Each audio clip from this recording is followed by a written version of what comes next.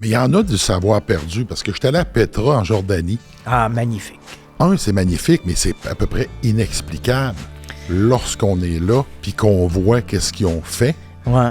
À l'époque où ils l'ont fait. Puis d'autant plus que c'est le peuple qui a construit Petra, c'est les Nabatéens, qui étaient aux alentours du 12e, 13e siècle. Ils ont laissé un moins grand héritage au niveau de l'écriture que les Égyptiens, par exemple, ou les Égyptiens, on a toute leur D'ailleurs, histoire. on parle qu'il y aurait peut-être un transfert que les Égyptiens auraient participé.